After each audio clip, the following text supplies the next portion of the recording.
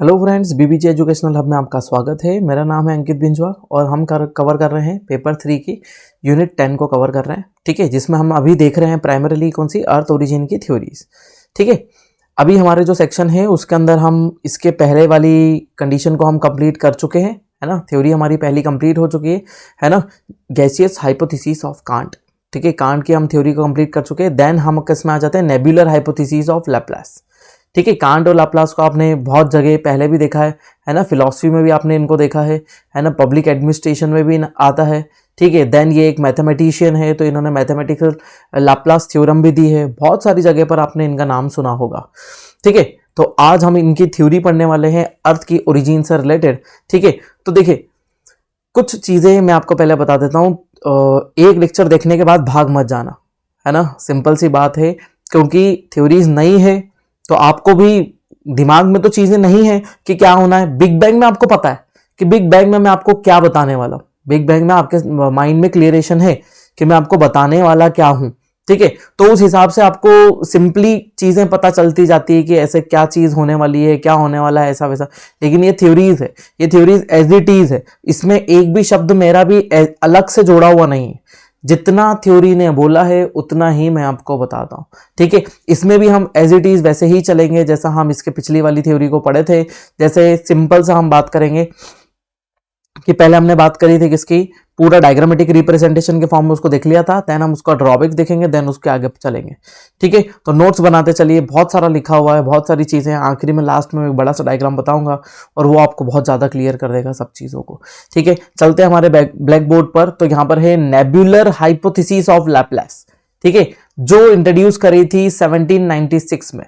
ठीक है ना। तो लैप्लास क्या मैथमेटिशियन है ना, उन्होंने भी अपनी एक थ्योरी, लेकिन यहां पर थोड़ा बहुत सारी चीजों का उन्होंने बता दिया। ठीक है, तो उन्होंने ना जिस बहुत बड़े क्लाउड के बारे में बात करी थी पहले, है ना, पहले जो क्लाउड के बारे में बात करी थी उसी को नाम दिया क्या, नेबुला। और नेबुला यहीं से आया, है ना, 1796 में नेबुला को ही एक्सप्लेन करा। तो देन हम उधर देख लेते हैं कि पहले नेबुला होता क्या है। देन हम धीरे धीरे उसके बारे में सब कंडीशन उनको देखना शुरू करेंगे। हम हमारे आ जाते हैं वापस ब्लैक बोर्ड पर, जहां पर आपको सबसे अच्छा समझ में आता है। ठीक है, तो फर्स्ट कंडीशन में हम चलते हैं। देखिए सबसे पहले अब हम किसकी देख रहे हैं, ठीक है, लैप्लास की हम देख रहे हैं। तो कौन सी, नेबुलर हाइपोथेसिस। ठीक है, अब नेबुलर हाइपोथेसिस है तो हमको सबसे पहले नेबुला तो देखना ही पड़ेगा कि नेबुला क्या है। ठीक है, तो जैसे उधर गैसियस मास के बारे में हमको बहुत सारी बातें बताई गई कि ये गैसियस मास था। देन कंडीशन क्या हो जाती है कि यहां पर जो बहुत सारी गैस, बहुत सारी डस्ट, ठीक है, गैस और डस्ट और ये कंबाइन जो होता है मैटर। ठीक है, ये जो कंबाइंड मैटर होता है यही क्या बना देता है, नेबुला बना देता है।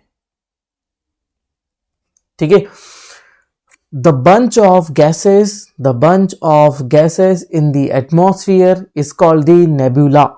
ठीक है, नेबुला। ठीक है, तो नेबुला से ही आगे दूसरी चीजों का फॉर्मेशन यहां पर हमको देखने को मिलेगा। ठीक है, और नेबुला आगे जाकर, अभी तो नेबुला यहां पर इतना ज्यादा एक्सप्लेन नहीं हो रहा है। नेबुला यहां पर क्या हो रहा है, इतना ज्यादा एक्सप्लेन नहीं हो रहा है। देन नेबुला आगे जाकर बहुत बढ़िया तरीके से एक्सप्लेन होगा, है ना, जिसमें हम बिग बैंग थ्योरी में हमने उसको देख चुके हैं।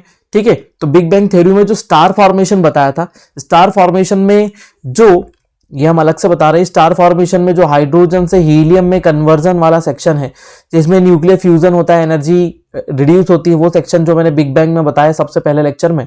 ठीक है, तो उसमें जो क्लाउड्स थे जिसमें बहुत सारी डस्ट थी, वही क्या है हमारा, वही है हमारा नेबुला, जिससे आगे की चीजों का फॉर्मेशन होता है।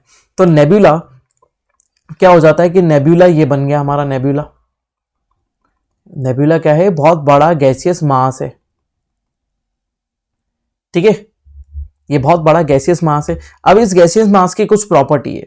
सबसे पहले ये अल्टीमेटली हम लाप्लास की थ्योरम को क्या बोलते हैं पता है, लाप्लास की जो हाइपोथेसिस है उसको क्या बोला जाता है, मॉडिफाइड।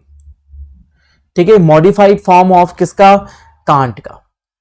कांट ने पहले दिया, लेकिन कांट की जो मॉडिफाइड थ्योरी है उसको प्रेजेंट करा किसने, लाप्लास ने। लाप्लास ने यहां पर कुछ और साइंटिफिक एक्सप्लेनेशन यहां पर प्रोवाइड कर दिया। ठीक है, जैसे पिछली थ्योरी में पिछली थ्योरी में है ना, कंफ्यूज मत होना, पिछले वाले हाइपोथेसिस की हमने जो बात करी थी कांट में, तो कांट क्या बोलते हैं, पार्टिकल मोशनलेस थे, नॉन एनर्जी पार्टिकल थे, ठीक है, प्लस उनके पास एनर्जी नहीं थी, ठीक है, फिर अचानक से उसमें कंप्रेशन हो जाता। लेकिन यहां पर पहले से ही लाप्लास क्या बता देता है कि ये जो मूविंग पार्टिकल है, ठीक है, मूविंग पार्टिकल्स है। दूसरा, ये एनर्जाइज्ड पार्टिकल है, इनके पास एनर्जी है। इट मींस यदि इनके पास एनर्जी है मतलब इनके पास टेम्परेचर है, इनके पास एनर्जी है, इट मींस ये हॉट पार्टिकल्स है, ठीक है। कैसा पार्टिकल है, हॉट पार्टिकल है, और हॉट पार्टिकल ये क्या बना रहे हैं, एक तरफ का क्लाउड बना रहे हैं, और इसी हॉट क्लाउड को क्या बोला, नेबुला, ठीक है। तो अब हम इसके डेफिनेशन को, नेबुला को और इंप्रूव कर देते हैं, ठीक है। It is the bunch of gases, किसके अकॉर्डिंग बता रहे हैं हम, लाप्लास के according, it is the bunch of gases with energised hot moving particles called nebula, ठीक है। तो इन सब चीजों को भी ऐड कर दो, तो कि मूविंग पार्टिकल है, हॉट पार्टिकल है, एनर्जाइज पार्टिकल है, यही सब चीजें मिलकर क्या बना देती है, नेबुला बना देती है, और यही हमारा क्या है, नेबुला है, ठीक है। अब इस नेबुला से फॉर्मेशन होगा किस चीज का, प्लैनेट्स का फॉर्मेशन होगा, ठीक है। अब कंडीशन ये होती है कि चीजें एकदम सिमिलर चलेगी, एकदम बराबर बराबर, दोनों ने कोई भी मतलब भेदभाव नहीं करा है, सभी चीजों के बारे में एक बराबर बताया। तो ये जो नेबुला था, ठीक है, तो आपको प्राइमरीली नेबुला तो पता ही है कि ये नेबुला क्या है, बहुत सारी गैसेस, अभी बार बार हम गैसेस मास बोल रहे थे, अब हम क्या बोलेंगे, नेबुला। नेबुला में कंडीशन किसकी आ जाती है, ग्रेविटेशनल पुल की आ जाती है, ठीक है, या फिर ग्रेविटेशनल अट्रैक्शन, ग्रेविटेशनल अट्रैक्शन की कंडीशन होती है। जैसे जैसे ग्रेविटेशनल अट्रैक्शन की कंडीशन आती है तो यहां पर ये मटेरियल क्या होने लगता है, सभी एक जगह क्या होने लगता है, कॉन्सेंट्रेट होना स्टार्ट हो जाता है। ये मटेरियल पूरा का क्या होने लगता है, पूरी एक ही जगह पर कॉन्ट्रैक्ट होना स्टार्ट हो जाता है, कॉन्सेंट्रेट होना स्टार्ट हो जाता है, ठीक है। मतलब इसमें कंडीशन किसकी आ जाती है, कंप्रेशन की आ जाती है। तो पहली कंडीशन इसमें क्या बन गई, कंप्रेशन, ठीक है। ग्रेविटेशनल अट्रैक्शन से क्या हुआ, कंप्रेशन, कंप्रेशन से क्या हो जाएगा, कोलिजन हो जाएगा, ठीक है। कोलिजन से क्या हो जाएगा, टेम्परेचर और इंक्रीज हो जाएगा, टेम्परेचर और इंक्रीज हो जाएगा इसका, तो मतलब ये एक हॉट बॉडी बन जाएगी, है ना, हॉट बॉडी बन जाएगी। और हॉट बॉडी है तो इसके अंदर चार्ज पार्टिकल्स बढ़ जाएंगे। यदि ये चार्ज पार्टिकल बढ़ जाएंगे तो यही पार्टिकल इसको क्या करवाएंगे, मोशन करवाएंगे। चार्ज पार्टिकल के कारण ही क्या हो जाएगा, इसका मोशन होगा। देन हम चलते हैं पॉइंट सी में, चार्ज पार्टिकल मोशन करवाते तो आगे क्या होता है, ठीक है। तो ये चार्ज पार्टिकल इसको क्या करते जाते हैं, और ज्यादा कंप्रेस कर देते हैं, ठीक है। देन चार्ज बॉडी के फॉर्म में क्या होने लगती है, ये रोटेट करना स्टार्ट कर देती है। चार्ज बॉडी के फॉर्म में ये अपनी एक्सिस पर रोटेशन स्टार्ट कर देती है, अपनी एक्सिस पर तेजी से घूमने लगती है ना, ठीक। अब तेजी से घूमने के चक्कर में कंडीशन ये हो जाती है कि धीरे धीरे धीरे धीरे दो कंडीशन यहां पर चल रही है, रोटेशन भी चल रहा है और दूसरी बात चल रही है, कंप्रेशन भी चल रहा है। ये बॉडी रोटेट भी होती रहती है ना, और कंप्रेस भी होती रहती है, रोटेशन प्लस कंप्रेशन, ठीक है। रोटेट भी होती रहती है, कंप्रेशन भी होता रहता है। देन पॉइंट डी में हम समझते हैं कि आगे क्या होता है, रोटेशन भी हो रहा है, कंप्रेशन भी हो रहा है। देन रोटेशन और कंप्रेशन की एक्टिविटी के साथ में जस्ट कंडीशन आ जाती है किस चीज की, है ना, कूलिंग की। कंडीशन किसकी आ जाती है, कूलिंग की। तो ये बॉडी क्या होती जा रही है, कंप्रेस भी होती जा रही है, कंप्रेस भी होती जा रही है ना, और रोटेट भी हो रही है। ये बॉडी क्या हो रही है, रोटेट भी हो रही है। देन इसके अंदर कूलिंग भी हो जाती है। देन कूलिंग से क्या हो जाता है, कूलिंग से आउटर सरफेस,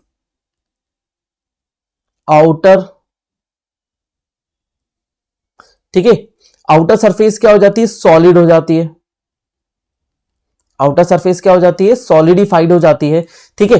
जैसे जैसे रोटेशन होता जाएगा धीरे धीरे पूरी एनर्जी कॉन्सेंट्रेट हो जाएगी towards the centre. Then body क्या होती जा रही है, कंप्रेस भी होती जा रही है, और क्या होती जा रहा है, आउटर बॉडी क्या होती जाती है, कूल डाउन हो जाती है, ठीक है। जैसे ही आउटर बॉडी कूल डाउन हो जाती है, देन हम पॉइंट ई में देखते हैं कि आगे कंडीशन क्या चल रही है, ठीक है। जैसे जैसे बॉडी कूल डाउन हो जाती है और कंप्रेस हो जाती है, और कंप्रेस हो जाने के बाद क्या करती है, ये अपनी जो आसपास की सॉलिड पार्ट है, ये जो सॉलिड सेक्शन जो हमारा ये बन गया था, ये सॉलिड सेक्शन क्या हो जाता है, ब्रेक होकर क्या हो जाता है, स्कैटर्ड हो जाता है इसके आसपास, है ना, ब्रेक होकर क्या हो जाता है, स्कैटर्ड हो जाता है, ये पार्टिकल क्या हो जाते हैं, यहां से निकल के बाहर आ जाते हैं। ठीक है, तो ये चीज क्या है, ये है पार्टिकल्स।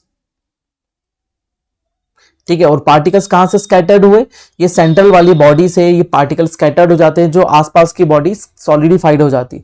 देन सॉलिडिफाइड हो जाने के बाद क्या हो जाते हैं, पार्टिकल स्कैटर्ड हो जाते हैं। देन ये जो पार्टिकल स्कैटर्ड हो जाते हैं वो क्या बना देते हैं, सिंगल रिंग, सिंगल रिंग का फॉर्मेशन करते हैं, और सिंगल रिंग के फॉर्म में ये पहले बाहर आते हैं। ठीक है, अब इसमें ऐसा नहीं है कि बहुत थोड़े से पार्टिकल, इसमें बहुत सारे पार्टिकल शामिल है। ठीक है, मतलब ये बहुत मोटा सा बेल्ट है ना, जिसको हम पहले हमने क्या बोला था उस पिछली बार वाले में कि मल्टीपल पार्टिकल यहां से सेपरेट होते हैं। देन यहां पर क्या हम बात कर रहे हैं, क्या बहुत सारे पार्टिकल सेपरेट हो रहे हैं यहां पर, बहुत सारे। ठीक है, और जो आउटर लेयर थी वो क्या हो गई, ऐसी स्प्लिट होकर बहुत सारे किसमें, फॉर्मेशन में बन गई। देन आगे कंडीशन में देखते हैं, है ना, तो ये जो होती है, ये जो ऑर्बिट एक स्प्लिट हुई, ठीक है, वो क्या हो जाती है, ये बीच में सिंगल बॉडी रह जाती है। अब ये क्या हो जाएगी, मल्टीपल ऑर्बिट में चेंज हो जाएगी।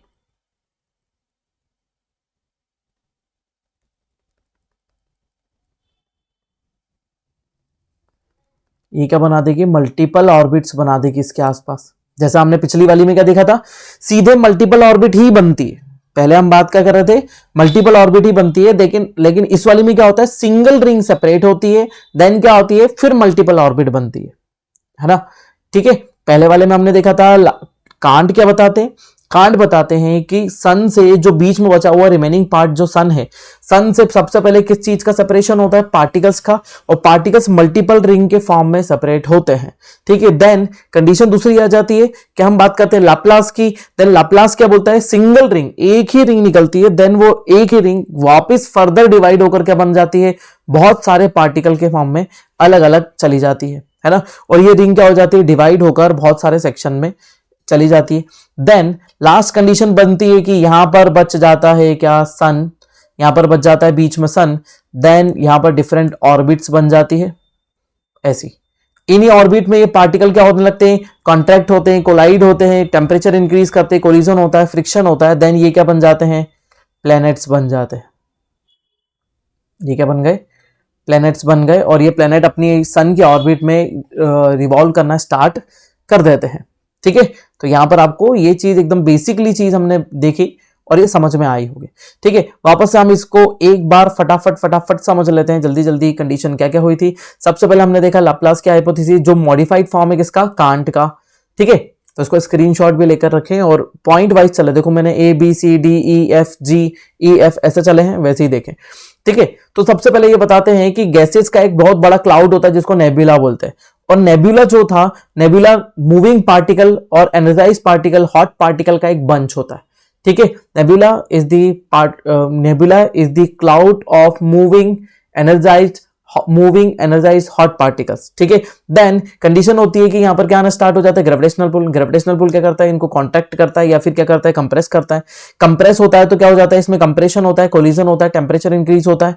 ठीक है, कोलिजन से क्या होता है, फ्रिक्शन होगा, कोलिजन से क्या होगा, फ्रिक्शन होगा, फ्रिक्शन से कंटिन्यूसली टेम्परेचर इंक्रीज होगा, टेम्परेचर इंक्रीज होगा तो ये क्या हो जाएगी, चार्ज बॉडी, है ना, एक ही जगह कॉन्टैक्ट होना स्टार्ट हो जाएगी। देन कंडीशन कौन सी आ जाती है, हम इस कंडीशन की बात करते हैं। देन ये चार्ज पार्टिकल क्या कर देते हैं, रोटेट करना स्टार्ट करते हैं इसको। ये क्या है, चार्ज पार्टिकल है, चार्ज पार्टिकल इसको रोटेट करना स्टार्ट करते हैं। अब इसमें रोटेशन भी हो रहा है और कंप्रेशन भी हो रहा है, रोटेशन प्लस कंप्रेशन दोनों ही कंडीशन इसके अंदर चल रही है। कंप्रेस होना स्टार्ट होता है, धीरे धीरे कंप्रेस होते हुए क्या हो जाती है, आउटर बॉडी कूल डाउन होना स्टार्ट हो जाती है। ये जो सरफेस है ना, ये सरफेस हो जाती है कूल डाउन। ठीक है, और अंदर की तरफ पूरी एनर्जी कॉन्सेंट्रेट हो जाती है, कहां पर, अंदर की तरफ। मतलब अंदर की तरफ बॉडी कैसी है, अंदर की तरफ बॉडी जो वो हॉट है और बाहर की तरफ क्या है, कोल्ड है। ठीक है, देन ये क्या हो जाती है, कंप्रेस होकर यहां आ जाती है। देन रोटेशन इतना ज्यादा बढ़ जाता है, रोटेशन इतना बढ़ जाता है कि सेंट्रीफ्यूगल फोर्स एकदम एक्सीड हो जाता है। ठीक है, सेंट्रीफ्यूगल फोर्स बहुत ज्यादा एक्सीड हो जाता है ना, किसके, सेंट्रीपिटल के फॉर्म में से। और देन इससे पार्टिकल्स क्या होने स्टार्ट हो जाते हैं, बाहर निकलना स्टार्ट हो जाते हैं। ठीक है, तो ये भी वही वाली थ्योरी को लेकर चलता है, क्योंकि इसके अंदर भी दो मेजर पार्ट है। सबसे पहले ग्रेविटेशनल अट्रैक्शन, ठीक है, ग्रेविटेशनल अट्रैक्शन को कंसीडर करता है, और दूसरा है मोशन। ठीक है, मोशन में कौन सा हो गया, सेंट्रीपिटल फोर्स और सेंट्रीफ्यूगल फोर्स के बारे में बताते हैं, जिसमें सेंट्रीफ्यूगल फोर्स क्या है, ज्यादा इंपॉर्टेंट रोल परफॉर्म करता है, सेंट्रीफ्यूगल फोर्स एक्सीड हो जाता है और क्या बन जाती है, बॉडीज, है ना, यहाँ पर ये बॉडी बन जाती है ना। देखो इसमें कितनी रिंग सेपरेट हो रही है, सिंगल रिंग सेपरेट होती है, देन ये सिंगल रिंग आगे जाकर क्या हो जाती है, मल्टीपल रिंग के फॉर्म में कन्वर्ट हो जाती है ना, देन ये मल्टीपल रिंग के फॉर्म में कन्वर्ट होती है और अलग अलग ऑर्बिट में अपने प्लेनेट का फॉर्मेशन कर देती है, और यहाँ पर ये हमारी हाइपोथेसिस क्या हो जाती है, खत्म हो जाती है। ठीक है, इसके ड्रॉबैक्स में वापस से जैसे ही मैंने आपको बताए थे वैसे ही हम इसके ड्रॉबैक्स के बारे में भी देखेंगे। ठीक है, क्लियर है, यहां तक क्लियर हुआ आप लोगों को, है ना। चलिए, तो ये सब चीजें हमने यहाँ पर देखी, बहुत सारी चीजें हमने बता दी, है ना, और बाकी पूरी चीजें आपको यहाँ पर लिखी हुई मिल रही है, जो जो मैंने आपको समझाया है। लाइन पढ़ के बताने से कोई मतलब नहीं है ना, ये सिर्फ नोट्स बनाने के लिए, आपके एग्जाम में लिखने के लिए मॉडिफाइड करें, अपने हिसाब से लिखें, है ना, अपने हिसाब से अपने हाथ का लिखा हुआ जो होगा वो सबसे बढ़िया होगा। इंग्लिश वालों को भी दिखा देता हूं एक बार, ये रहा, इसको पॉज करें और फटाफट नोट डाउन करें, है ना, हिंदी वालों को तो दिखाई दिए हैं। ठीक है, अब देखो इसके अंदर हम थोड़े से ड्रॉबैक्स देख लेते हैं। ठीक है, ड्रॉबैक के बारे में यदि बात करें, ठीक है, तो ये नेबुला को ढंग से नहीं समझाते, है ना, नेबुला को ढंग से नहीं बताते, और नेबुला बना तो कैसे बना, नेबुला के बारे में कोई इंफॉर्मेशन नहीं है। ठीक है, यदि इन पार्टिकल के पास एनर्जी थी तो वह एनर्जी कहां से आई, है ना, ग्रेविटेशनल फोर्स तो इन्होंने बताया, लेकिन एनर्जी जो प्राइमरीली थी वो कहां से आई। ठीक है, अब दूसरी बात ये निकलती है कि यदि ये बोलता है कि इसके अंदर से सिंगल रिंग सेपरेट होती है, ठीक है, तो सिंगल रिंग में क्या इतना मटेरियल है, सिंगल रिंग में क्या इतना मास है कि जिससे 9 रिंग्स फॉर्म हो जाए, सिंगल रिंग में इतना क्या मास है कि जिससे 9 रिंग्स फॉर्म हो जाए, तो क्या ऐसा हो सकता है। देन ये भी रोटेशन रिवॉल्यूशन को नहीं बताती है। ठीक है, रोटेशन और रिवॉल्यूशन के बारे में नहीं बताती कि रोटेशन कैसे स्टार्ट हुआ, चार्ज पार्टिकल क्या रोटेशन स्टार्ट कर सकते हैं, क्या ये ऐसी कंडीशन बनती है कि रोटेशन हो जाए या फिर दूसरी चीज है, तो ये भी थ्योरी यहीं पर फेल हो जाती है। प्लस ये पार्टिकल्स के जैसे सिंगल रिंग से इतनी रिंग्स कैसे बनी, देन इतनी रिंग्स में इतना मटेरियल था क्या, इन रिंग्स में इतना मटेरियल था कि देन आगे और जाके प्लेनेट बना दे, देन ये कंडीशन हमारे लिए थोड़ी सी पच नहीं रही है, हमको समझ में नहीं आ रही कि क्या ये एकदम प्रूफ है, सही है, गलत है, क्या है। ठीक है, देन प्लेनेट तो बन ही जाते हैं और ये एक थोड़ा सा बेस बना देती है और बढ़िया सा बेस बनाकर हमारे सामने छोड़ जाती है ना, कि ये हाइपोथेसिस है और ये बाकी सब चीजें इसमें आ जाती है। प्लस ये भी रिवॉल्यूशन के बारे में नहीं बता पाती है कि देखो ये वाली ऑर्बिट किस तरफ मोशन कर रही है, इस डायरेक्शन में मोशन कर रही है। ठीक है, देन वीनस इस डायरेक्शन में मोशन कर रहा है, देन ये इस डायरेक्शन में है, देन बाकी सभी प्लेनेट क्या सेम डायरेक्शन में, देन आखिरी में आता है यूरेनस, तो यूरेनस वापस से अपोजिट डायरेक्शन में मोशन करता है, सभी प्लेनेट इस डायरेक्शन में जा रहे हैं। ठीक है, देन वीनस वो इस तरफ है और यूरेनस इस तरफ है, तो इसके डायरेक्शन मोशन के बारे में भी नहीं बता पाता है। ठीक है, तो दोनों थ्योरीज का एक एक ड्रॉबैक और आप ऐड करना, दोनों थ्योरीज का एक एक ड्रॉबैक और ऐड करते हैं यहां पर। देखिए यहां पर प्लेनेट के बारे में अब यदि आपने देखा, सोलर सिस्टम के बारे में हम यदि देखें तो यहां पर लोकेटेड है सन। ठीक है, यहां डिफरेंट ऑर्बिट्स बनी हुई है। ठीक है, तो यहां पे जो प्लेनेट है वो सबसे छोटा है। ठीक है, सबसे छोटा प्लेनेट है। ठीक है, देन इसके बाद वाला प्लेनेट क्या है, थोड़ा सा बड़ा है, देन इसके बाद वाला प्लेनेट क्या है, फिर से थोड़ा सा बड़ा है, देन इसके बाद वाला प्लेनेट फिर से छोटा हो गया, है ना, फिर से छोटा हो गया, देन इसके बाद अचानक से बहुत ही बड़ा प्लेनेट मिलता है, तीन उसके बाद क्या होता है, फिर वापस प्लेनेट छोटे होते जा रहे हैं। तो क्या मटेरियल ऐसा सेपरेट हुआ कि मटेरियल में रिंग बीच में बड़ी रिंग सेपरेट हो गई, है ना, जो मटेरियल ज्यादातर सेपरेट होना चाहिए वो पास में होना चाहिए, दूर तक जाते हुए इतना मटेरियल का स्कैटर्ड हो गया जिससे आउटर प्लेनेट बड़े बन गए, इनर प्लेनेट क्या हो गए, छोटे हो गए। तो क्या ये चीज भी हमको थोड़ी सी पच नहीं रही है, ये भी चीजें थोड़ा सा मतलब उसमें हाइपोथेसिस के बीच में वो दरार ला देती है। अब ये जो बीच में मटेरियल पड़ा हुआ है यहाँ पे, जिसको एस्ट्रॉइड बेल्ट या मीटरॉइड बेल्ट बोलते हैं, एस्ट्रॉइड बेल्ट हम जिसको बोलते हैं, देन यहाँ पर हम बोलते हैं कूपर बेल्ट है। ठीक है, तो ये बेल्ट कहां से है ना, ये भी तो हम इसके अंदर बोल सकते हैं। हो सकता है कि ये मटेरियल सेपरेट होकर बच गया हो, क्या इन मटेरियल में कॉन्ट्रैक्शन नहीं हुआ, ठीक है, कोलिजन नहीं हुआ, तो ये सब चीजें कैसी है, तो ये भी दोनों हाइपोथेसिस का ड्रॉबैक है। तो ये हमने देखी कौन कौन सी हाइपोथेसिस, मोनेस्टिक हाइपोथेसिस है ना, और फिर उसके वही पॉइंट है ना कि 9 रिंग सेपरेट होती है, तो क्या सिर्फ 9 रिंग ही सेपरेट हुई। ठीक है, बाकी नेबुला का सोर्स क्या था, है ना, नेबुला का सोर्स क्या था, तो नेबुला का सोर्स भी हमको पता नहीं है कि नेबुला कहाँ से आया, क्या सोर्स है, बाकी सब चीज़ें यहाँ पर एक्सप्लेन नहीं हो रही है। मूल्यांकन में भी हम यहाँ पर देख लेते हैं बाकी सब। ठीक है, और बाकी सब चीज़ें क्या निकल के आती है। देखिए सबसे बढ़िया चीज़ तो यहाँ पर हमको देखने को मिलती है, हर थ्योरी से कुछ ना कुछ बेनिफिट या पॉजिटिव पॉइंट या फिर हमको कुछ ना कुछ ऐसे सेक्शंस मिलते हैं जो क्या बता देते हैं कि हाँ आगे जाकर ऐसा हो सकता है। मे भी हो कि बिग बैंग थ्योरी आगे जाकर क्या हो जाए, फेल हो जाए, है ना, और यही थ्योरी क्या हो मतलब वापस से करंट में आ जाए, या हाइपोथेसिस से क्या बन जाए, थ्योरी बन जाए, बिग बैंग क्या बन जाए, हाइपोथेसिस बन जाए। हो सकता है ऐसा ही कुछ हुआ हो, क्योंकि ये सब चीज़ें जो है ये हमारे इमेजिनेशन पर ही बेस्ड है। बस इमेजिनेशन के अलावा यहाँ पर हमारे पास में और कुछ भी नहीं है जिसको हम एक्सप्लेन कर सकते हैं। ठीक है, चलिए, तो ये था हमारा एक और सेक्शन जिसमें हमने पूरी तरीके से एक और थ्योरी देखी जो लाप्लास की है। और लाप्लास की थ्योरी कौन सी है, मोनेस्टिक है। मोनेस्टिक या फिर एकांक तारे की संरचना होती है ये। ठीक है, तो मेरा नाम है अंकित बिंजवा, बने रहिए बीबीजे एजुकेशनल हब के साथ में। हम मिलते हैं नेक्स्ट लेक्चर में। Thank you so much.